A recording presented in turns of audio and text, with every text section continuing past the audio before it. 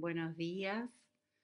En esta oportunidad me voy a presentar. Mi nombre es Gabriela Iglesias y vamos a ir acompañándonos a lo largo de toda esta cursada de genética básica. En esta primera clase vamos a hablar un poco de lo que es la estructura del ADN. Acá lo vemos representado en una foto donde se ve una molécula de ADN muy pequeñita. eh, pero bueno, simplemente quería presentarme primero y después continuar con la clase. Soy médica veterinaria y soy magíster en biotecnología y especialista en entornos virtuales de aprendizaje. Tanto yo como mi compañera de trabajo, mi JTP, María Pía Becker, vamos a ir acompañándolos a lo largo del curso y hemos elegido grabar estas clases para que ustedes las puedan ver todas las veces que necesiten, porque a veces las videoconferencias pueden ser complicadas si es que ustedes no tienen internet o en otros casos me parece mejor que puedan volver a verlo todas las veces que lo necesiten. Empezamos entonces.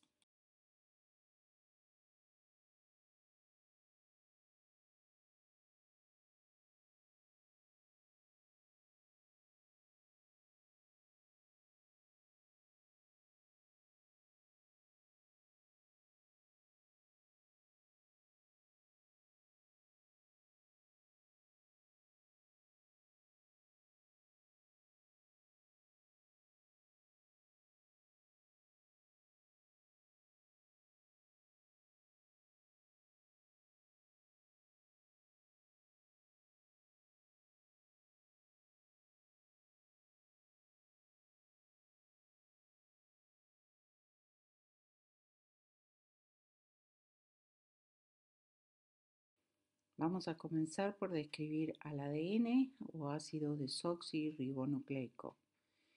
Es en sí mismo el lugar donde se almacena toda la información que va a dar origen a la forma en la que se sintetizan todos los polipéptidos que componen todas nuestras proteínas. Y hablo de nuestras porque me refiero a todos los animales y humanos, insectos, bacterias, etcétera, etcétera. Es decir, cada animal vivo contiene su información para la síntesis de todos sus polipéptidos y la regulación de la expresión de todos sus polipéptidos en el ADN. Así que vamos a ver aquí en particular algunos detalles que quiero mostrarles.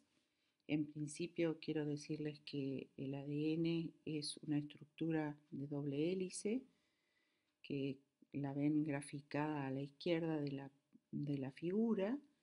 Esa doble hélice fue descrita por primera vez en el año 1953 por Watson, Crick y Wilkins.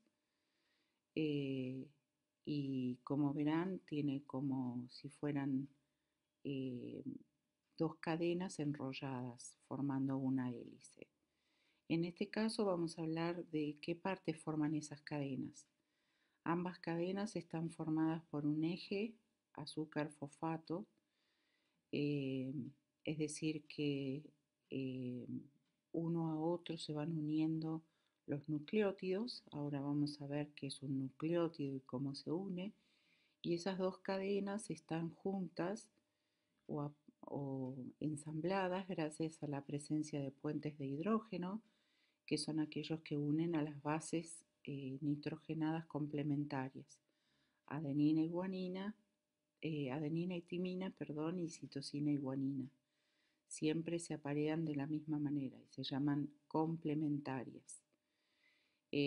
Vamos a ver además que estas dos cadenas, una con respecto a la otra, son son antiparalelas, perdón.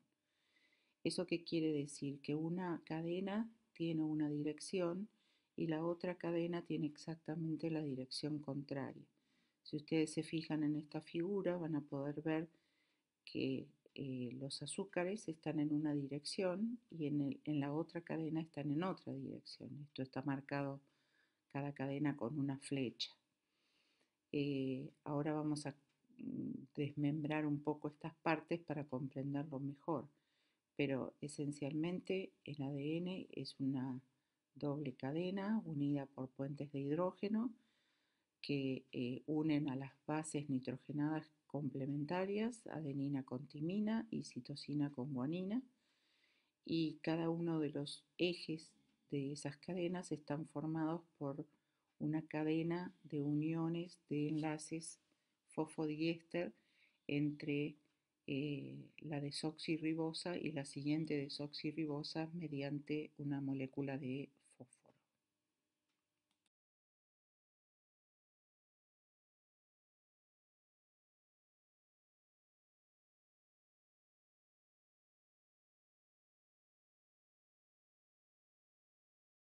En este caso vamos a empezar a comprender estas partecitas. Vamos a definir qué es un nucleótido. Si bien normalmente la gente suele reemplazar la palabra nucleótido por base, como si fueran un sinónimo, esto es algo muy común porque en verdad lo que nos suele importar a la hora de ver eh, qué cambios hay o qué diferencias hay en el ADN, hablamos de qué distintas bases, pero en sí mismo son uniones de nucleótidos. ¿Y qué es un nucleótido? Bueno, simplemente es la combinación o la unión de tres moléculas distintas. El azúcar, que en este caso es la desoxirribosa, en el caso del ARN es la ribosa, eh, una base nitrogenada unidas entre sí por una unión covalente y a su vez cada nucleótido es unido a otro nucleótido a través de un enlace fosfodiéster mediante un grupo fosfato. Estas tres cosas, el grupo fosfato, el azúcar y la base nitrogenada, conforman lo que se llama un nucleótido.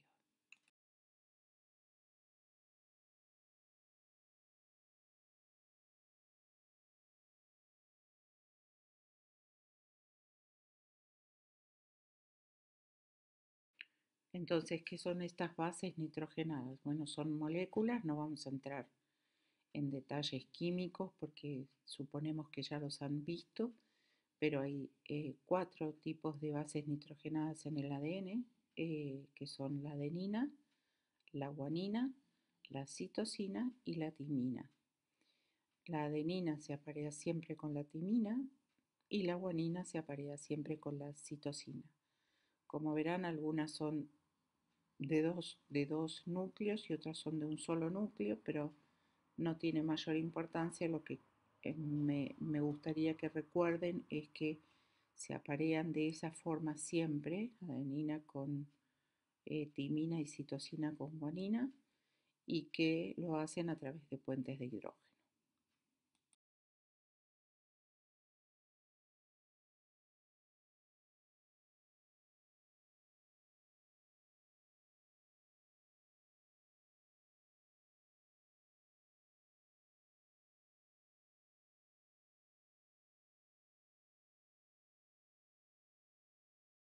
Como les decía hace un rato, entonces están unidas. Dos puentes de hidrógeno unen a las adeninas con las timinas y tres puentes de hidrógeno unen a la citosina con la guanina. ¿Por qué les aclaro un poco esta diferencia? Bueno, por un lado porque tenemos que recordar cómo es la secuencia del ADN y qué propiedades tiene, pero además porque es importante para conocer sus propiedades. Una región de ADN que está muy rica o llena de citosinas y guaninas es más difícil de abrir que una región rica en adeninas y timinas. Y eso nos va a servir en el futuro cuando veamos algo de las técnicas de biología molecular. Vamos a comprender que requiere menos energía abrir regiones ricas en adenina y timina que citosina y guanina.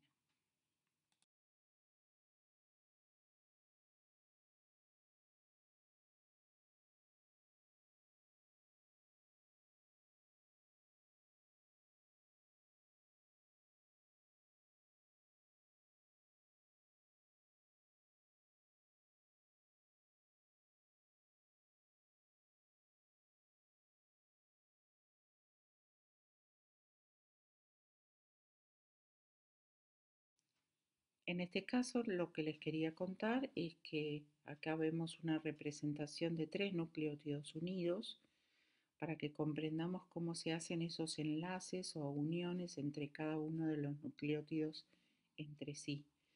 Si vemos el detalle, aquí tienen indicado con flechas qué es la base nitrogenada, que es el extremo 5' fosfato, que es el extremo 3' oxidrilo de la desoxirribosa. Como verán, las desoxirribosas tienen 5 carbonos. En el carbono 3 tienen un grupo oxidrilo, que es el que le permite unirse mediante una unión fosfodiéster al grupo, al carbono 5' fosfato de la otra desoxirribosa. Esta es la forma en la que se unen los nucleótidos entre sí.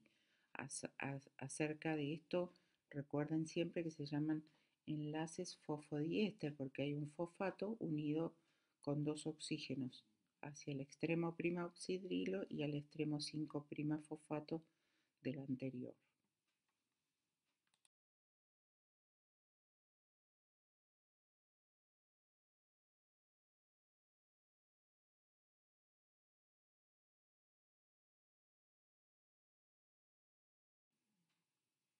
Repasado entonces el tema de cómo se compone el ADN a su vez tiene una forma o una topología que dependiendo del tipo de molécula puede adoptar básicamente dos formas, que son el ADN tipo B, que fue el que describieron Watson y Crick, y el ADN tipo Z, que es el eje azúcar-fosfato toma una predisposición en forma de zigzag y a su vez lo hace al revés de cómo se mueven las agujas del reloj o antihorario. En cambio, el que describieron Watson y Crick, el B, forma ángulos de 90 grados cada base con respecto a la cadena, al nucleótido, tiene 10 pares de bases por cada vuelta de hélice y es el más frecuentemente encontrado en la célula, pero en las mismas células podemos tener regiones que adoptan topología tipo Z.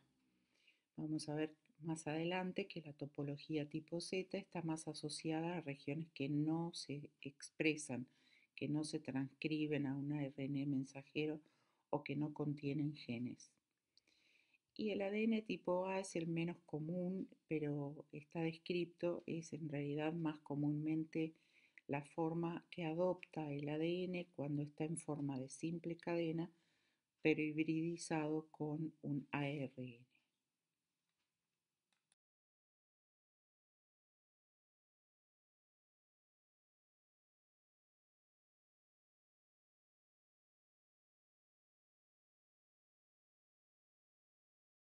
Aquí vemos en mayor detalle cómo se verían si pudiéramos verlas, ¿no? Con un microscopio electrónico aún así no se puede ver.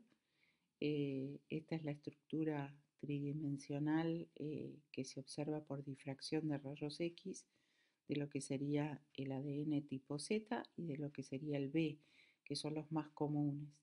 Si se fijan en la figura B, eh, esto hace que se formen surcos mayores y surcos menores por cómo se dobla la hélice. Esto va a ser importante más adelante cuando veamos que las proteínas reguladoras suelen asociarse al ADN tipo B. En cambio, si ven el ADN tipo Z, su conformación es más compacta, más comprimida y se enrolla en un sentido antihorario. Es más difícil que las proteínas reguladoras accesen a este tipo de ADN.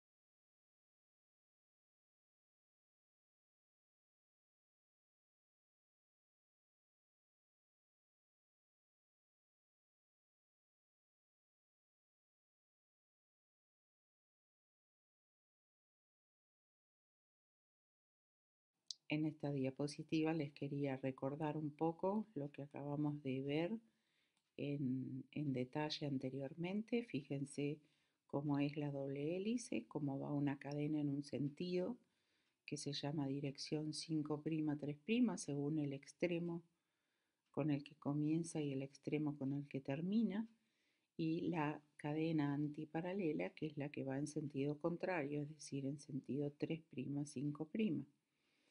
Y por otra parte les muestra cómo es el enlace fosfodiéster entre un nucleótido y el otro, cuál es el azúcar y cuál es la base nitrogenada.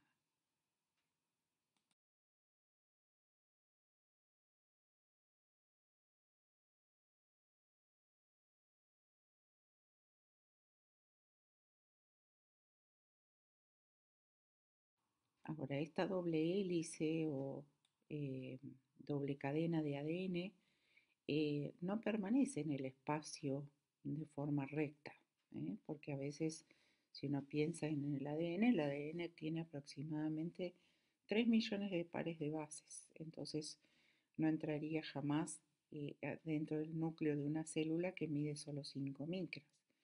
Se calcula que el ADN estirado mediría alrededor de 2 metros. Entonces, el ADN no está así nunca, sino que se enrolla en el espacio. Y además se enrolla luego a proteínas que lo vamos a ver más adelante formando la cromatina. Pero lo importante en este caso, hablando solo del ADN, es que el ADN se puede superenrollar, es decir, comprimirse. ¿Comprimirse de qué manera? Puede haber un superenrollamiento negativo o un superenrollamiento positivo. El positivo es el que se va a formar durante la replicación del ADN que vamos a ver en el siguiente video. Es decir, que hay un momento en el cual cuando uno tiene una cadena enrollada y intenta abrirla, llega un momento en que la tensión hace que no pueda abrirse más. Esto si ustedes tienen una gomita en su casa de atar el pelo o una bandita de goma y la enrollan y después tratan de abrir una parte, van a ver que llega un momento en el cual no se abre más, se comprime tanto que no se abre más. Esto se le llama superenrollamiento positivo. Y al revés, el que ven en forma circular es el superenrollamiento negativo, es decir, como si la doble cadena se desenredara. Y esto facilita la apertura de las cadenas cuando el ADN se va a duplicar o se va a transcribir, es decir, a formarse el ARN.